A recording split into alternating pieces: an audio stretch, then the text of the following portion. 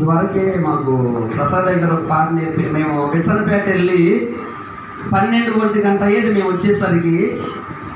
ఎవరికారమే ఆ ఎవరింటికి వాళ్ళు వెళ్ళేటప్పుడు ఒక చిన్న మొక్క మేము పాడేవాళ్ళం. ఏంటో తెలుసా? ఆర్కెస్ట్రా ఉంటే బాగుండేది.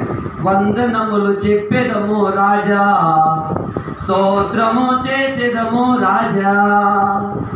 ముగ్గురు ఎవరింటి కాళ్ళు వెళ్ళిపోతూ ఉండేటప్పుడు ఆ వందనాలు అని చెప్పుకుంటూ ఈ చిన్న మొక్క పాడుకొని వెళ్ళేవాడు. వందనములు చెప్పేదము రాజా, స్తోత్రము చేసేదము రాజా.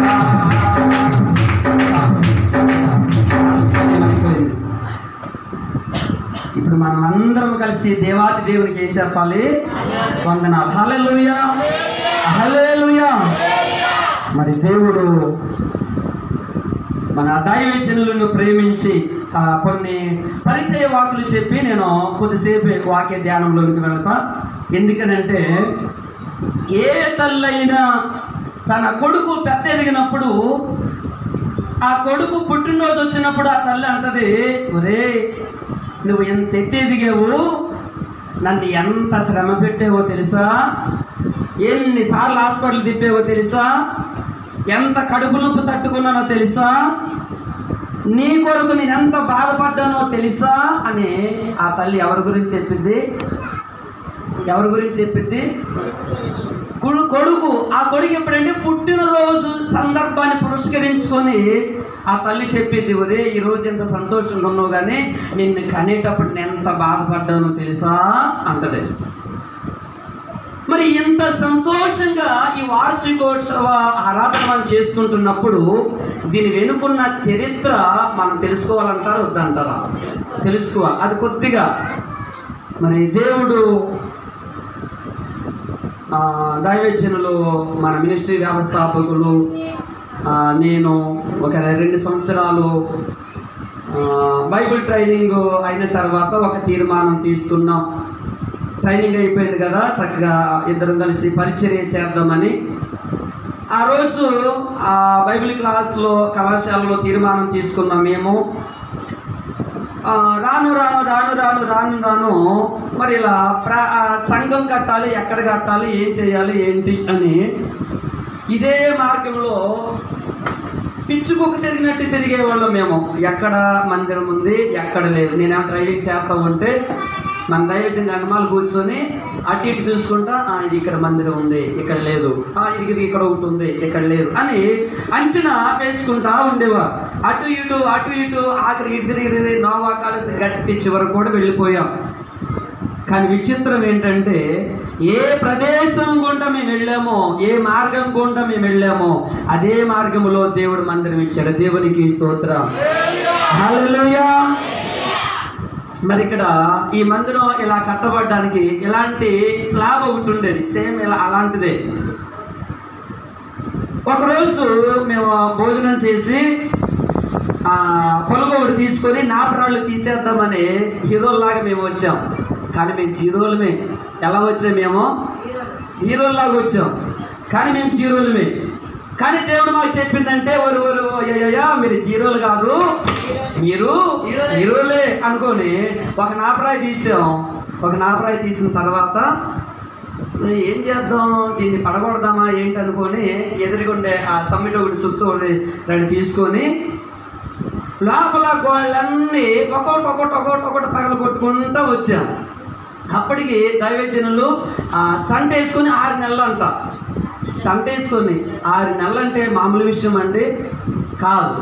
లోపల అసలు ఆ జ్ఞానం కూడా చూడండి, చుట్టూ పడైతే లోపల పడదేమోనని దేవుడు లోపల అంతా పడేసేసి ఇక ఆ స్లాబ్ పడడానికి ఏ గోడలు ఉన్నాయంటే ఇలాంటి రౌండ్ కలిగిన గోడలే ఉన్నాయి.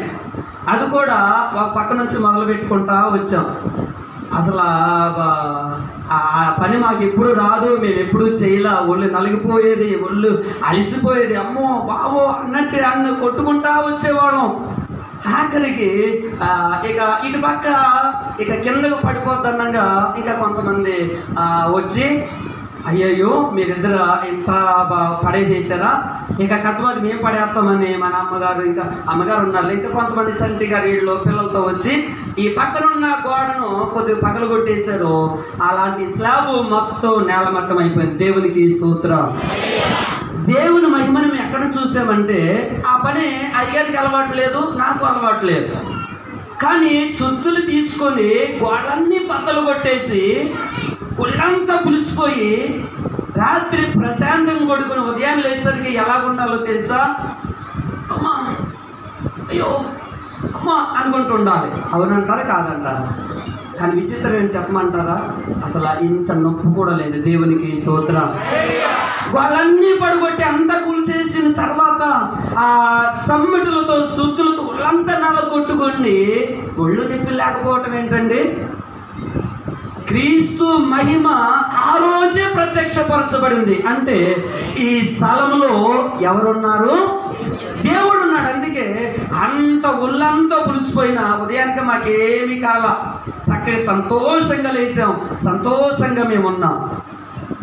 దీన్ని అడ్డం పెట్టుకొని ఇంకొక ఇంటికి వెళ్ళిపోయాం మేము. ఎలాంటి ఇల్లే దీన్ని అడ్డం పెట్టుకొని అదే అంతా మనకి దేవుడు నేర్పించేశాడు కదా అనుకొని అలాంటి ఇల్లే వెళ్ళిపోయి అది పడేసేసాం. నిజంగా దేవుని యొక్క శక్తి, దేవుని యొక్క మహిమ మేము అనుభవించాం. ఎప్పుడంటే ఈ మందిరము కట్టక ముందే. మరి దేవుడు మందిరం కట్టక ముందు ఇది ఒక ఏర్పాటు, దేవుని యొక్క చిత్తంలో ఈ స్థలము ఉంది. ఇంకా ముందుకు వెళ్ళిపోతూ ఉన్నాం. మరి ఈ మందిరము ఇలా కట్టడానికి చాలా మంది మేస్త్రులు వచ్చారు. ఒక మేస్త్రితో అవ్వలేదండు. ఇవాళ ఈ మేస్త్రి వస్తే రేపు వచ్చేవాడు కాదు, రేపు ఇంకొక ఆయన వస్తే ఆయన వచ్చేవాడు కాదు. ఏంటంటే పని ఉంది అని తప్పించుకునేవాడు. చాలా మంది మేస్త్రులు వచ్చారు, చాలా మంది కూలీలు వచ్చారు. రెండోది ఆ గది, ఈ బలిపీఠము, ఆ గది, ఈ 3 గదులు అప్పుడు చిన్నపిల్లలతో కలిపి మేమే ఫ్లోరింగ్ చేసుకున్నాం. రాళ్ళేసి మేమే దింసా కొట్టుకున్నాం. మేస్త్రీలు ఎవరు అంటే ఈ బలిపీఠాన్ని తన పిల్లల చేత, తన సేవకుల చేత ఏర్పాటు చేయించుకున్నాడు తప్ప అన్నిల చేత ఏర్పాటు చేయించుకోవాలి. మేమే రాళ్ళు వేసుకున్నాం, మేమే దింస కొట్టుకున్నాం. తర్వాత మేస్త్రులు వచ్చారు, అదే రాళ్ళు వేసారు, దింస కొట్టారు. తర్వాత మట్టి మోసం. చాలా చాలా చాలా కష్టపడ్డాం, చాలా శ్రమపడ్డాం, చాలా ప్రయాసపడ్డాం. మరి దేవుడు ఆ పరిచర్యను దీవించి ఈరోజు చక్కని మందిరాన్ని దేవుడు మన కొరకు ఏర్పాటు చేశారు. ఇంకా చాలా మాటలు ఉన్నాయి, కానీ ఇంతవరకు మనం సరిపోదు. ఎందుకంటే ఆలయ ప్రతిష్ఠిత వార్షికోత్సవం అని చెప్పుకొని అసలు దేవుడు పునాదులుగా నుంచి ఎలా చేశాడో అది చెప్పకపోతే దేవుని యొక్క చిత్తం మనకు అర్థం కాదు, దేవుని యొక్క ఉద్దేశం మనకు అర్థం కాదు. అలాగూ ఎదిగింది. మరి ఇప్పుడు ఎన్నో సంవత్సరం ముగించుకొని ఎన్నో సంవత్సరాలకి మనం వచ్చాం. 7 వెళ్ళిపోయి 8 వెళ్ళిపోయి 9వ సంవత్సరంలోనికి వచ్చాం. సహజంగా ఒక ఇంట్లో ఆడపిల్ల పుడితే 9వ సంవత్సరం వస్తే వచ్చే ఆలోచన ఏంటండి? 9వ సంవత్సరం వచ్చిన ఆడపిల్ల తండ్రికి, తల్లికి వచ్చే ఆలోచన ఏంటి? ఇక మెచ్యూరిటీ దగ్గర పడింది. ఫంక్షన్కి 1 లక్ష 2 లక్షలు ఏర్పాటు చేసుకోవాలి, బంగారం ఎంతో కొంత సమకూర్చుకోవాలి. అవునంటారా కాదంటారా? మన క్రీస్తు మహిమ మందిరము 8 దాటి 9వ సంవత్సరంలోకి వచ్చిందంటే మెచ్యూరిటీ ఆ సంవత్సరంలోనికి మన మినిస్ట్రీ ఏం చేస్తుంది? ఎదుగుదలకు ప్రవేశిస్తూ ఉంది. ఎదుగుదలకు అది ప్రారంభమైపోయింది. దేవుడు దానికి మార్గాలు సరళం చేశాడు. దాని మార్గాలు ఏర్పాటు ఈ సంవత్సరంలో మనకు వేయబోతూ ఉన్నాడు. ఈ మాటలు వింటున్న ప్రియ సంగమా, మరి ఇంతకే మన క్రీస్తు మహిమ మందిరము బైబిల్లో ఎక్కడైనా ఉందంటారా, లేకపోతే ఒట్టొట్టిగా చెప్పబడింది అంటారా? ఉంటే పేతురు రాసిన మొదటి పత్రిక 4వ అధ్యాయము 13వ వచనం చదవండి. 13 మొదటి పేతురు 4:13. చాలు. ఏ మహిమ? క్రీస్తు మహిమ. మరి ఈ మాట ఉందని సంగతి దైవజనులకు తెలుసో లేదో, కానీ ఈ పేరు ఎప్పుడు బయలుపరచబడిందో తెలుసా? అటు తండ్రి గారి యొక్క సేవ, బైబిల్ మిషన్ సేవ, లేకపోతే నా సొంతంగా నేను చేసుకోవాలా? నాన్నగారు అంటున్నారు, బాబు నా పరిచర్య నీవే చేయాలంటున్నారు. కానీ అయ్యగారు అన్నారంట, లేదు లేదయ్యా, దేవుడు నాకు ఒక పరిచర్య ఇస్తాడు. అటు తండ్రి గారి మధ్యలో, ఇటు దేవుని మధ్యలో, ఇద్దరి మధ్యలో నలిగిపోయిన స్థితిలో నుంచి బయలుపరచబడిన మందిరమే క్రీస్తు మహిమ మందిరం. దేవునికి స్తోత్రం, హల్లెలూయా. అటు ఇటు రెండు కొండల మధ్య యేసయ్య నలిగిపోతూ ఉన్నప్పుడు, అటు భౌతికమైన తండ్రి మధ్య, ఇటు ఆధ్యాత్మికమైన తండ్రి మధ్య నలిగిపోతున్న పరిస్థితుల్లో దేవుడు ఈ పేరును, అనగా క్రీస్తు మహిమ మందిరమును, నిజమే, దాని పై వచనం చదవండి 12. ప్రియులారా, మిమ్మును శోధించుటకు మీకు కలుగుచున్న అగ్ని వంటి మహాశ్రమను గూర్చి మీకేదో ఒక వింత సంభవించినట్లు ఈ క్రీస్తు మహిమ పేరు అనే బయలుపరచకు ముందు అటు భౌతికమైన తండ్రితోనూ, ఇటు ఆత్మీయమైన దేవునితోనూ దైవజనులు ఎలాగున్నారంటే అగ్ని వంటి మహాశ్రమ. అటు తండ్రి దగ్గరికి తండ్రి పరిచర్య చేయాలా, ఇటు దేవుడు నాకు బయలుపరిచే సేవ నేను చేయాలా, ఏం చెయ్యాలి ప్రభువా అని అగ్ని వంటి నలిగిపోతున్న సమయంలో మహాశ్రమను గురించి మీకు ఏదో వింత జరిగినట్లు ఆశ్చర్య పడవద్దు. ఆ శ్రమలో నుంచి వచ్చిన పేరే, ఆ శ్రమలో నుంచి వచ్చిన మందిరమే క్రీస్తు మహిమ మందిరం. ఇది మన పేరుకున్న బైబిల్లో ఉన్న ప్రత్యేకత, బైబిల్లో ఉన్న గొప్ప ధన్యత. మరి వాక్య ధ్యానంలోనికి మనం వెళ్దాం. మరి ఈరోజు ఈ మందిర ప్రతిష్ఠిత వార్షికోత్సవంలోనికి మనం వచ్చాము కనుక మరి మందిరము గురించి కొన్ని విషయాలు మనం చెప్పుకుందాం. ఎందుకనంటే మొన్న బుధవారం రాత్రి, నిన్న, ఈరోజు దేవుడు దైవజనులను ప్రేరేపించి 3 దినముల ఉపవాస ప్రార్థన ఏర్పాటు చేసి, మరి మొన్న బుధవారము భయంకరమైన వర్షం అయినప్పటికీ కూడా కొంతమంది వచ్చాం. కొంతమంది అయినా సరే దేవుడు అద్భుతంగా మాట్లాడాడు, దైవజనుల చేత అద్భుతంగా వాడబడాడు. ఏంటి ఆ వాక్యం ఏంటంటే, స్వాతంత్ర్యము అన్ని విషయములో యందు నాకు స్వాతంత్రము కలదు, కానీ అన్నీ చేయదగినవి కావు. అన్నిటి యందు స్వాతంత్ర్యము కలదు, కానీ అన్ని క్షేమాభివృద్ధి. అసలు ఈ వాక్యము నన్ను ఎంతో కదిలించిందండి. ఆఖరికి ఏంటి ఈ స్వాతంత్రం యొక్క ఉద్దేశం ఏంటి? స్వాతంత్రం ఉంది కదని ఇష్టం వచ్చినట్లు బ్రతికేస్తే కుదరదు. దేవునికి ఒక చిత్తం ఉంది, దేవునికి ఒక ప్రణాళిక ఉంది, దేవునికి ఒక ఉద్దేశం ఉంది. ఇది మొట్టమొదటి రోజు దేవుడు మాట్లాడిన మాట. నిన్న మన ఉజ్జీవ ప్రసంగికులు చక్కని మాటలు, మందిరంలో కూర్చే మాటలు, మరి నిన్నటి దినమైన దేవుడు మాట్లాడాడు. మరి ఈరోజు ఈ మందిరం గురించే కొన్ని విషయాలు మనం నేర్చుకుందాం. అసలు మందిరము దేనికి ఉపయోగపడుతుంది, అసలు మందిరము దేనికి వినియోగించుకోవాలి, అసలు మందిరాన్ని దేవుడు ఎందుకు ఏర్పాటు చేశాడో కొన్ని విషయాలు మనం చూసుకుందాం. మందిరము అనగా దేవుడు నివాసం ఉండే స్థలము ఒకటి. మందిరము అనగా దేవుడు తన ప్రజలతో మమేకమయ్యి మాట్లాడే స్థలము. మందిరము అనగా దేవుడు తన పిల్లలను దీవించే స్థలము. మరి ఈ మందిరములోనికి చేరిన మనము ఈరోజు ఈ మందిరం గురించి కొన్ని విషయాలు మనము నేర్చుకోవలసిన వారమై మనము ఉన్నాం. అసలు ఈ మందిరము యొక్క ప్రాముఖ్యత ఏంటి, ఈ మందిరము యొక్క ప్రాధాన్యత ఏంటి, దీని యొక్క విశిష్టత ఏంటి, వాక్యంలో నుంచి కొన్ని విషయాలు మనం చూసుకుందాం. ఆదికాండము 28వ అధ్యాయము 16వ వచనం ఒకసారి చదువుకుందాం. యాకోబు నిద్ర తెలిసి యెహోవా ఈ స్థలమందున్నాడు, భయపడి ఈ స్థలము ఎంతో భయకరము, ఇది దేవుని మందిరమే గాని వేరొకటి కాదు, పరలోకపు గవిని ఇదే అని అనుకొనెను. ఇక్కడ మందిరము ఎందుకు అంటే ఆనాడు యాకోబుని దేవుడు మనకు జ్ఞాపకం చేస్తూ ఉన్నాడు. యాకోబు బెయేర్షెబా నుండి ఎక్కడ బయలుదేరాడంట? హారానుకు బయలుదేరాడంట. ఈ బెయేర్షెబా నుండి హారానుకు బయలుదేరే ప్రయాణమై వెళుతున్న సమయంలో ఈ ప్రయాణంలో యాకోబు అలసిపోయి సొలసిపోయి సొమ్మసిల్లిపోయి ఒక చోట చేరి ఆ స్థలములో ఒక రాయి ఒకటి తీసుకొని దానిని తలగడగ చేసుకొని పడుకున్నట్లుగా ఇక్కడ మనం చూస్తూ ఉన్నాం.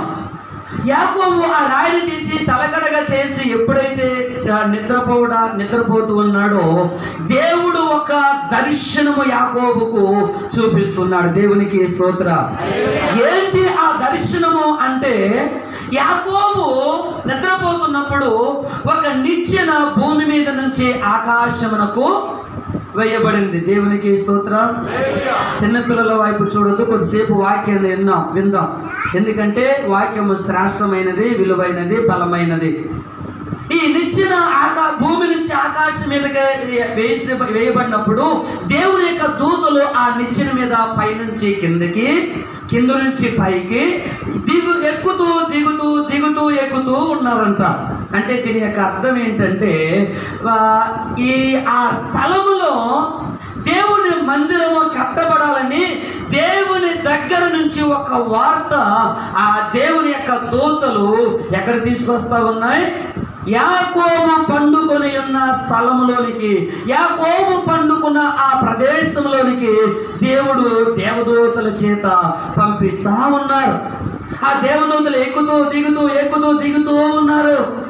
యాకోబు వెంటనే నిద్ర మేలుకొని అంటున్నాడు, ఏమని? యాకోబు నిద్ర తెలిసి నిశ్చయముగా యెహోవా ఈ స్థలమందున్నాడు, అది నాకు తెలియకపోయిననుకొని భయపడి, ఈ స్థలం ఎంతో భయంకరము, ఇది దేవుని మందిరమే కానీ వేరొకటి కాదు. ఇక్కడ మందిరం అనేది దేనికి అంటే, దేవుడు ఆకాశము నుండి మందిరములోనికి, మందిరములో నుంచి ఆకాశంలోనికి ఎక్కడానికి దిగడానికి ఎక్కడానికి ఏర్పాటు చేసుకున్న స్థలము ఏదైనా ఉంది అంటే ఆ స్థలం ఏంటి? మందిరం. ఏ ఇంట్లోకి రాడా దేవుడు? ఇంటిలోకి వస్తాడు. కానీ ఇంటి కంటే దేవుని కొరకు ఒక ప్రతిష్ఠితమైన ప్రత్యేకమైన స్థలాన్ని దేవుడు ఏర్పాటు చేసుకుంటే ఆ స్థలంలోనికి దేవుడు వస్తూ వెళుతూ ఉంటాడంట. ఇప్పుడే కాదండి, ఆనాడు ఆదాము హవ్వలను ఏదేని తోటలో పెట్టినప్పుడు వారితో సహవాసం చేయడానికి ప్రతిరోజు చల్లపోటు వేళ దేవుడని యెహోవా ఎవరి దగ్గరికి వచ్చేవారంట?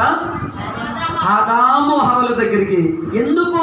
మనం ప్రకటన గ్రంథం ఆదికాండం నుంచి ప్రకటన గ్రంథం చూసుకున్నట్లయితే దేవుని యొక్క ఉద్దేశం ఏంటంటే, ఎప్పుడు మానవులమైన మనతో నివాసం చేయాలనే దేవుడు.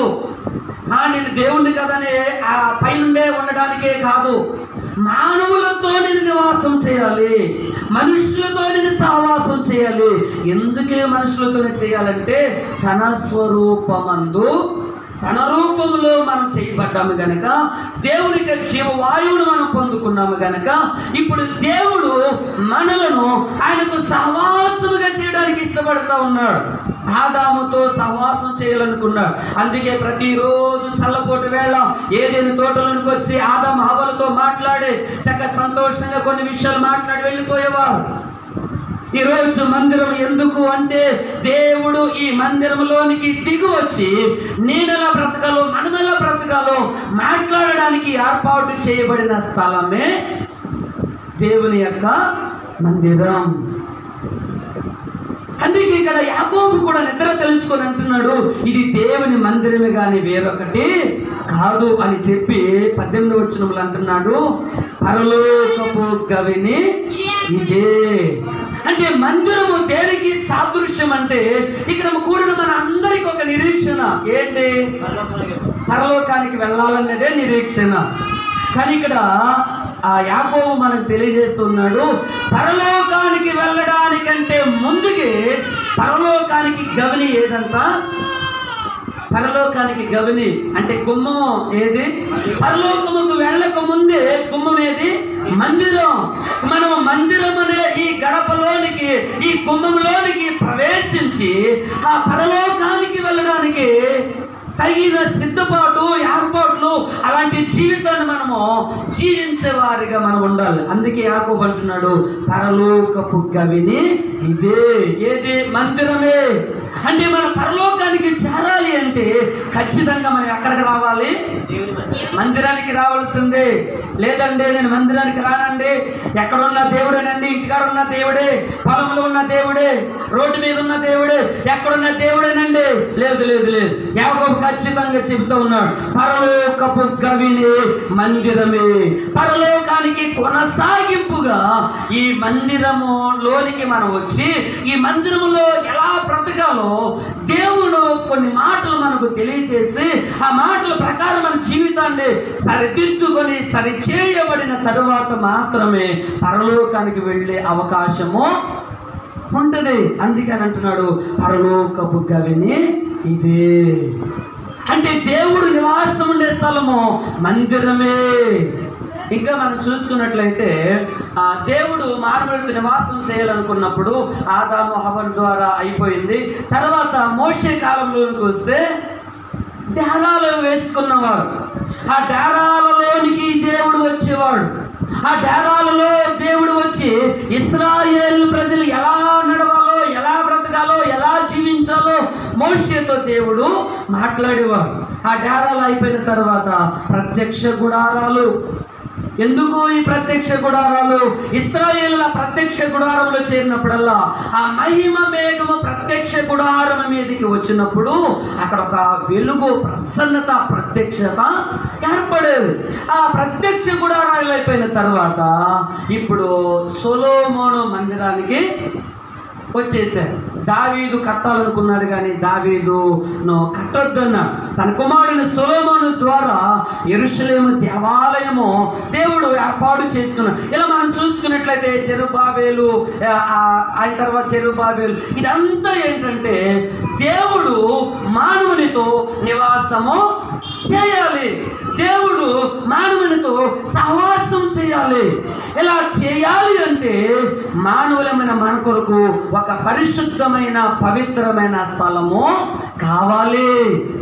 ఒక పరిశుద్ధమైన ప్రదేశం మనకు కావాలి. అందుకే ఈ మందిరం ఎందుకయ్యా అంటే దేవుడు మనతో, మనము దేవునితో మమేకమవడానికి, దేవుడు మనతో, మనము దేవునితో మాట్లాడుకోవడానికి ఏర్పాటు చేయబడిన స్థలమే ఇలా మందిరమా? మందిరం. ఎందుకు అంటే ఆనాడు ప్రవక్తలతో లేకపోతే పితరులతో దేవుడు నివాసం చేయడానికి కొన్ని ప్రత్యేకమైన స్థలాలు ఏర్పాటు చేసుకున్నాడు. అందుకే ఈరోజు దేవుడు మనతో మాట్లాడుతున్న మాటలు మందిరము ఎందుకంటే దేవుడు దిగి రావడానికి, దేవుడు మనతో మాట్లాడడానికి ఈ మందిరము ఎంతో అవసరమైంది. రెండవదిగా చూసుకుందాం, న్యాయాధిపతుల గ్రంథము 20వ అధ్యాయము 18వ వచనం ఒకసారి చదవండి. న్యాయాధిపతులు 18, 20:18. మీరు లేచి బేతేలుకి పోయి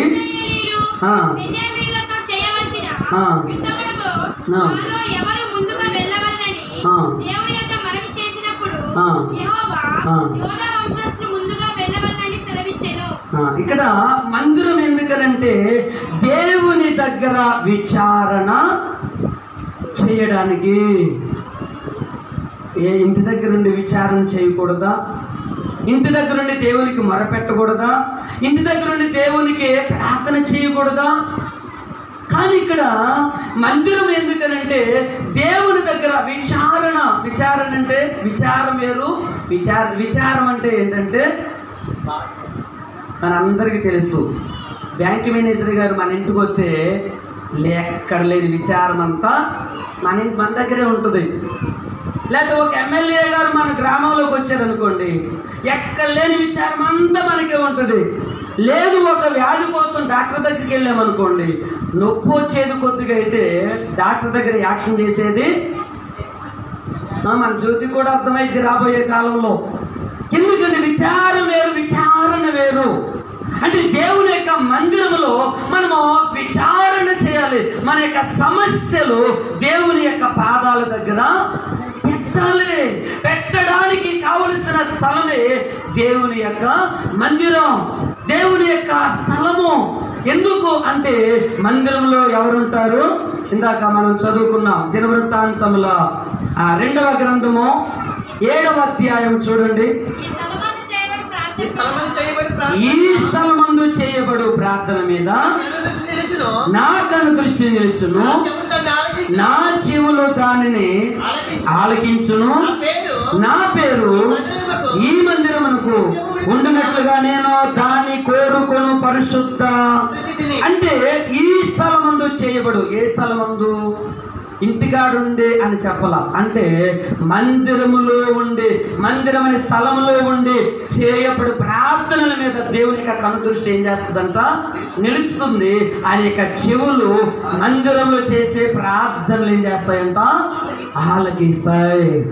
ఈరోజు మనకు మందిరము ఎందుకయ్యా అంటే, ఒకటి ఇది పరలోకానికి వెళ్ళే గవిని లాంటిది. 2 దేవుని దగ్గర విచారణ చేసి, దేవుని దగ్గర మొరపెట్టి, దేవుని దగ్గర విన్నవించుకునే స్థలమే దేవుని యొక్క మందిరం, దేవుని యొక్క స్థలము. కాబట్టి మాటలు వింటున్న ప్రియ సంగమా, మనకు బాధ వచ్చినప్పుడు, శ్రమ వచ్చినప్పుడు, కష్టం వచ్చినప్పుడు ఎవరెవరి దగ్గరకో మనం వెళ్ళవసరం లేదండి. మందిరములోనికి వచ్చి మన బాధంతా యేసయ్యతో చెప్పుకుంటే యేసయ్య మన మొర వింటాడా లేదా? ఖచ్చితంగా వింటాడు. ఇలాగే హన్నాని ఒక స్త్రీ సంతానం లేదని అందరూ అవమానిస్తూ ఉంటే, అందరూ వేధిస్తూ ఉంటే, బాధిస్తూ ఉంటే, తన తోటి కోడలైన పెనిన్నాకు పిల్లలు పుట్టారని నువ్వు కొట్టాలు అని అవమానిస్తూ ఉంటే, ఈ హన్న షిలోహు మందిరానికి వెళ్ళి ఒక పని చేసింది. ఏంటో తెలుసా? షిలోహు మందిరానికి వెళ్ళి ఒక పని చేసింది. ఏడుస్తూ, దుఃఖంతో, రోధిస్తూ, గుండెలు బాదుకుంటూ ఏడుస్తూ ఉంది. ఏడుస్తూ ఉంటే ఏలి పక్కనే ఉండి చూసి అంటున్నాడు, ఏమైనా తాగొచ్చి, ఏమైనా ద్రాక్షరసం తాగొచ్చి ఏమన్నా ఏడుస్తుందా, లేకపోతే పిచ్చి పట్టి ఏమైనా ఏడుస్తుందా అనుకున్నాడు ఏలి. కానీ ఆమె ఏడుస్తూ ఉంది, దుఃఖపడుతుంది. ఎలా ఏడుస్తూ ఉందంటే, ప్రభువా నీవు నాకు మగ సంతానం దయచేయి నాయనా, నాకు మగ సంతానం దయచేస్తే మంగళి కత్తి ఆయన మీద పడకుండా నీకు నా జీరు చేస్తానయ్యా, అంటే నీకు ప్రతిష్ఠిస్తానయ్యా. అంటే హన్న డాక్టర్ దగ్గరికి వెళ్ళి ఏడ్చిందంటారా? ఏమో, ఒకవేళ వెళ్ళి ఏడవచ్చు, కానీ వాళ్ళ వల్ల సంతానం కలగల. కానీ షిలోహు మందిరానికి వచ్చి గుండెలు బాదుకుంటూ బహు దుఃఖముతో అని ఉంటుంది. బహు దుఃఖముతో అంటే ఎంత గట్టిగా ఏడుస్తుంటుందో, ఎంత గుండెలు బాదుకొని ఏడ్చుంటుందో. ఆ షిలోహు మందిరంలోనికి వెళ్ళి ఏడ్చి ఏడ్చి నాకు మగ సంతానమే కావాలని ప్రాధేయపడినప్పుడు ఆ మందిరములో దేవుడు ఉన్నాడు కనుక, ఆ షిలోహు మందిరంలో ఉన్న దేవుడు హన్నా ప్రార్థన దేవుడు ఆలకించి హన్నా అడిగిన మగ సంతానమే దేవుడు ఇచ్చాడు. దేవునికి స్తోత్రం. ఆ మగ సంతానమే బాలుడైన సమూయేలు, ప్రవక్త అయిన సమూయేలు, రాజైన సమూయేలుగా దీవించబడ్డాడు. అంటే మందిరము మనకి ఎందుకనంటే విచారణ. దేనికంటే మనమే, దేనికంటే మర అయ్యా నా స్థితి ఇదే, నా బ్రతుకిదే, నా కష్టాలిదే, నా బాధలిదే, నా కన్నీరిదే, నా శోధనిదే అని మొర్ర పెట్టే స్థలమే దేవుని యొక్క మందిరం. ఏ అన్నాన్ని జ్ఞాపకం చేస్తున్న దేవుడు ఈరోజు ఏ సమస్యతో ఉన్నా దేవుని పాదాల దగ్గరికి వచ్చి కన్నీరు కారిస్తే విడిపించలేని సామర్థ్యం లేని దేవుడు కానే కాదు మన దేవుడు.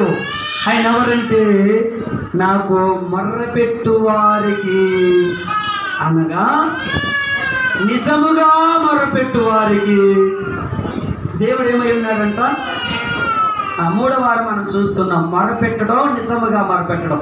మొరపెట్టడం అంటే నా నోటికి వచ్చింది నేను అడిగేయటం. నిజముగా మొరపెట్టడం అంటే ఏది కావాలో అదే.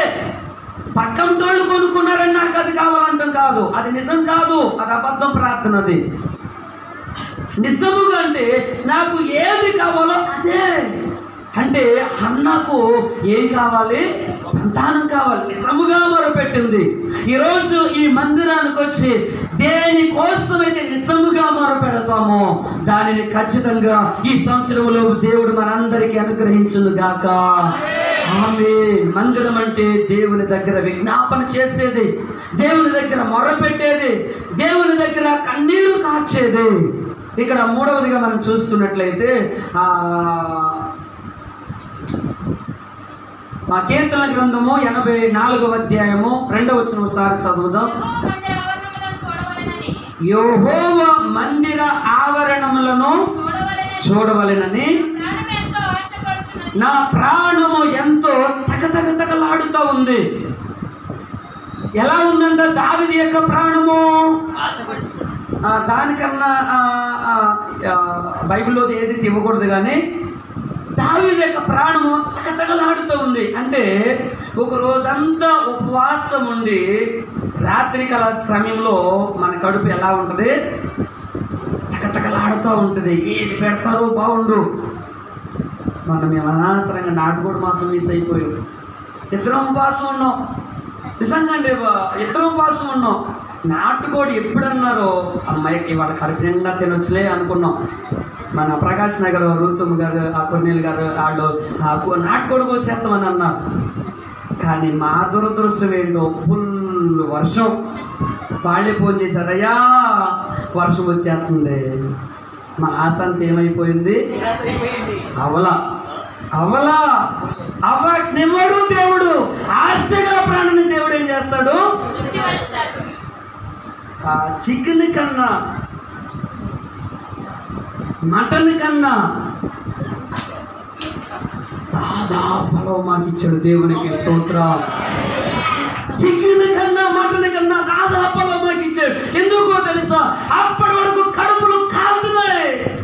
మా ఇంట్లో మా పిల్లలు తింటుంటే నాకు నోరు అంతా ఊరిపోతుంది. ఇవాళ నేనైనా తింటుంటే ఈరోజు ఎప్పటికైపోతా, రాత్రి ఎప్పటికైపోతే, ఎప్పుడైనా తిందామనిపించేది. నాటుకోడి ఎప్పుడైతే అన్నారు, అమ్మయ్య ఈరోజు కడుపు నిండా తినేద్దాం. అప్పటికి మన అయ్యగారు అన్నారు, వర్షం వచ్చి ఇక్కడికి వచ్చినప్పుడు కూడా అన్నారు, నాటుకోడి ఉండేదంటారా? దేవునికి స్తోత్రం. నిజంగా ఆ రోజు అలాగ అనిపించింది. అంటే దావీదు యొక్క ప్రాణము దేవుని మందిరానికి వెళ్ళడానికి ఎలాగున్నాడంట? ఎంతో ఆశ. అంటే దావీదుకి దేవుని మందిరం అంటే ఎంతో ఆశ, ఎంతో ప్రేమ. అందుకే రోజుకి 7 మార్లు దావీదు ప్రార్థన చేసేవాడు. రోజుకు 7 మార్లు కన్నీరు కార్చి కార్చి కార్చి దావీదు పండుకునే పరుపు కన్నీళ్ళ చేత తేలేటట్లుగా ఏడ్చాడు. ఎక్కడ? మందిరములో. ఈరోజు మనము కూడా మందిరానికి వెళ్ళాలంటే చాలు. ఈ మధ్య మాకు ఒక అనుభవం ఎదురయ్యింది. ఇవాళ బుధవారమా, ఇవాళ ఆరాధనకి వెళ్ళకపోయామా, వచ్చేవారం మహేష్ అయ్య చేతిలో చచ్చిపోయినాడు. మేము ఈరోజు బుధవారమా, ఒక ఆమె వీరభద్రపురం మంచి మీటింగులకు వచ్చేది చింత చెట్టు దగ్గరకు వచ్చేసరికి గుండె గడేలమని, అమ్మో ఇవాళ వెళ్ళిపోయామా, నా పని అయిపోయింది అనుకొని అక్కడ దిగేసి అక్కడ నుంచి మందిరానికి వచ్చేసింది. మొన్న బుధవారం, అంత ముందు బుధవారం. అంటే దావీదుకు దేవుని మందిరం అంటే ఎంతో ఆశ, ఎంతో ఆసక్తి. అందుకే మందిరానికి ఎప్పుడు వెళ్ళాలా, మందిరాన్ని ఎప్పుడు చూడాలా, మందిరంలో ఎప్పుడు గడపాలా, మందిరంలో ఉన్న దేవుని ఎప్పుడు నేను కలుసుకోవాలా, ఉందా ఇలాంటి ఆశ, ఉందా ఇలాంటి ఆసక్తి, ఉందా ఇలాంటి కోరిక ఉంటే ఖచ్చితంగా దావీదును దేవుడు ఎలాగైతే దీవించాడో ఖచ్చితంగా దేవుడు మనల్ని కూడా దీవించును గాక. ఆమేన్. చాలా మందికి ఊరు వెళ్ళమంటే ఏం తొందరగా రెడీ అవుతారంటే, ఫంక్షన్కి వెళ్ళాలన్నా రెడీ, హాస్పిటల్కి వెళ్ళాలన్నా రెడీ, మందిరానికి వెళ్ళామంటే మాయిదారి నిద్ర ఆ రోజే కళ్ళు మూసుకుపోతూ ఉంటాయి, ఇంకా మూసుకుపోతూ ఉంటాయి. హాస్పిటల్కి వెళ్ళేటప్పుడు నిద్ర రాదు, ఫంక్షన్లు ఉన్నప్పుడు నిద్ర నిజంగా అండి, నాకు నా అనుభవం కూడా నేను చెప్తున్నా. ఇదివరకు నేను అలాగే మందిరం ఆదివారం వస్తుందంటే ఓ మగదు వచ్చేస్తా ఉండేది. కళ్ళు బలవంతంగా తెరవలసి వచ్చేది. అమ్మో లేట్ అయిపోద్దేమో, అటు వెళ్ళాలి, లేకపోతే ఈ వారం ఇటు వెళ్ళాలి, లేట్ అయిపోద్దేమో, భయం భయం భయం. కానీ ఇక్కడ దావీదు మందిరము, నీ మందిరమునందు చదువుదాం, నీ ఆవరణంలో, యెహోవా మందిర ఆవరణంలో ఎంతో ఆశపడుతుంది. ఎందుకు ఆశపడుతూ ఉందంటే ఆ ఆశను తీర్చగలిగిన దేవుడిని ఎప్పుడు నేను కలుసుకుందామా, ఎప్పుడు నేను ఆయనతో మాట్లాడదామా, ఎప్పుడు ఆయనతో కలిసి జీవిద్దామా అనే ఆశ ఎవరికి ఉంది? ఈరోజు ఉందా అలాంటి ఆశ? అలాంటి ఆసక్తి ఈరోజు ఉందా? ఈరోజు మందిరానికి వెళ్ళాలనే ఆశ ఉంటే 9ంటికి ఆరాధన అయితే 9:30కి ఎందుకు వస్తున్నాం మనం? దేవుని మందిరానికి వెళ్ళాలని ఆశ అనుకుంటే 10ంటికి ఎందుకు వస్తున్నాం మనం? ఆశ ఉంటే 1/2 గంట ముందే మనం ఉంటాం. ఆశ లేకపోవటం ద్వారానే వాళ్ళే ప్రార్థన చేసుకుంటారు, వాళ్ళే పాటలు పాడుకుంటారు, వాళ్ళే క్రమాలు చేసుకుంటారు. ఇక వాక్యం మట్టికి ఎందాంలే, లేదు లేదండి, అది నిజమైన దీవెన కాదు. నిజమైన దీవెన ఎప్పుడంటే ప్రారంభంకు ముందే రావాలి, అయిపోయిన తర్వాత వెనకమాల వెళ్ళాలి. అదే నిజమైన ఆశీర్వాదం. దేవునికి స్తోత్రం. అంటే దేవుడి మందిరానికి మనం ఆసక్తితో మనం వస్తే ఖచ్చితంగా దేవుడు మనల్ని దీవిస్తాడు, ఆశీర్వదిస్తాడు. ఇంకొకటి ఏంటంటే మందిరంలోకి వచ్చిన వారంతా ముందు కూర్చుంటే తన ప్రక్కన కూర్చుండబెట్టే అవకాశం ఇస్తాడంట. ఇది బైబిల్ మిషన్ అధిపతులైన వ్యవస్థాపకులైన దేవదాసయ్య గారు చెప్పేది మాట. దేవుని మందిరానికి ముందొచ్చి ముందు వరుసలో కూర్చుంటేనంట దేవుడు తన ప్రక్కన కూర్చుండి పెట్టుకొని అందరికంటే ముందు వచ్చింది నా కుమార్తె, అందరికంటే ముందు వచ్చాడు నా కుమార్తె, అందుకే నా పక్కన కూర్చోబెట్టుకోవాలని దేవుడు ఆశపడతాడట. మరి దేవుని మందిరానికి ఎప్పుడు వస్తున్నాం మనం? దేవుని మందిరానికి ఎలా వస్తున్నాం? ఏ ఆశతో వస్తున్నాం? ఏ ఆసక్తితో వస్తున్నాం? కానీ దావీదైతే అలాగూ లేడు. ఈ మందిరము ఎందుకు అంటే ఆసక్తితో వచ్చి దేవునిని ఆరాధించాలి, దేవుని మహిమపరచాలి, దేవునిని ఘనపరచాలి. ఇంకా మందిరంలోకి వచ్చి చాలా చాలా మాటలు ఉన్నాయి, చాలా మంచి మాటలు ఉన్నాయి. కానీ ఇక ఆఖరిగా మనం వచ్చి చూస్తున్నట్లయితే మరి మందిరము ఎలాగున్నా నాకు పర్వాలేదు, కానీ నేనేం చేయబడాలి? దీవించబడాలి. నిజంగా మన సాల్మన్ మంచి మాట చెప్పాడు, దీవించబడాలి.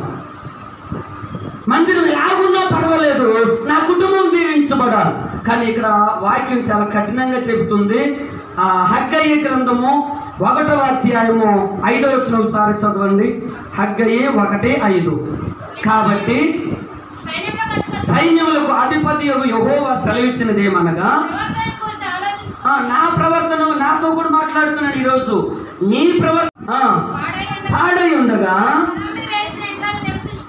మీరు సరంబి వేసిన ఇండ్లలో నివసించుటకు నాతో మాట్లాడుతున్నాడు ఈరోజు. నన్ను హెచ్చరిస్తున్నాడు దేవుడు, నన్ను గద్దిస్తున్నాడు ఈరోజు.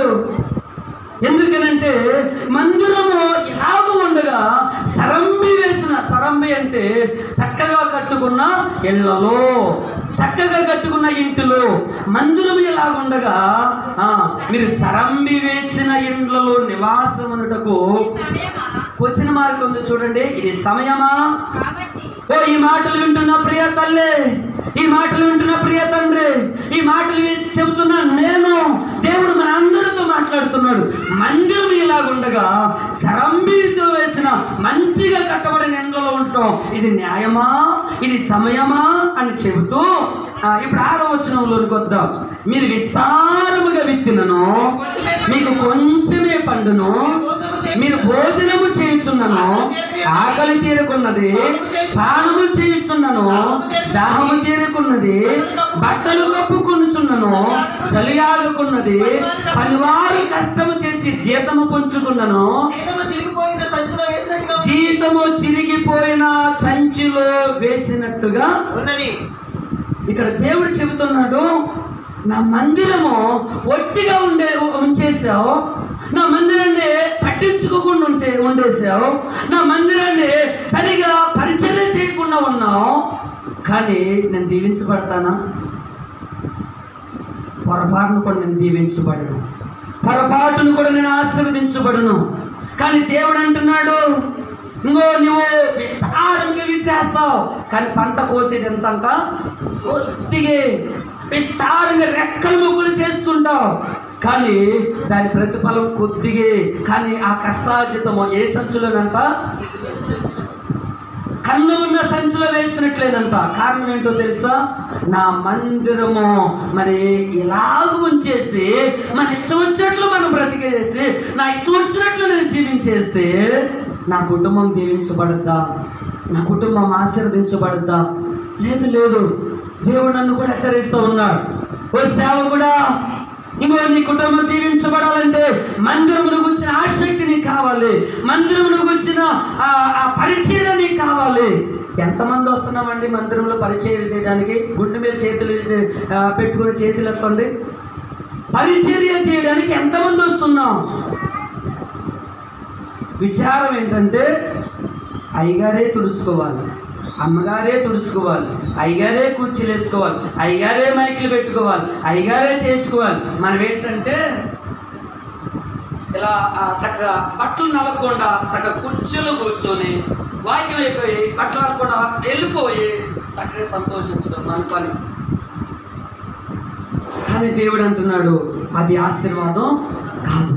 ఆశీర్వాదం ఏది అంటే ముందు మందిరాన్ని పట్టించుకో, మందిరంలో పరిచర్య చేయి, మందిరాన్ని శుభ్రంగా ఉంచు, కుటుంబాలు దీవించడం ప్రారంభం చేస్తాడు. దేవునికి స్తోత్రం, హల్లెలూయా. నేను యథార్థంగా బలిపేట మీద ఉండి ఒప్పుకుంటా ఉన్నాను. ఇన్ని సంవత్సరాలు మందిరంలో నేనే చేసాం, తుడుచుకున్నాం, సాపలేసాం, అన్నీ మేమే చూసుకున్నాం. కానీ ఈ సంవత్సరం దైవజనులు పెద్దలు ఏర్పాటు చేసి వాళ్ళ ద్వారా కూడా కొద్దిగా పరిచయం విస్తరింప చేయాలని యథార్థంగా నేను కొద్దిగా పక్కగానే ఉన్నానండి. కానీ భయంకరమైన విషయం ఏంటో తెలుసా?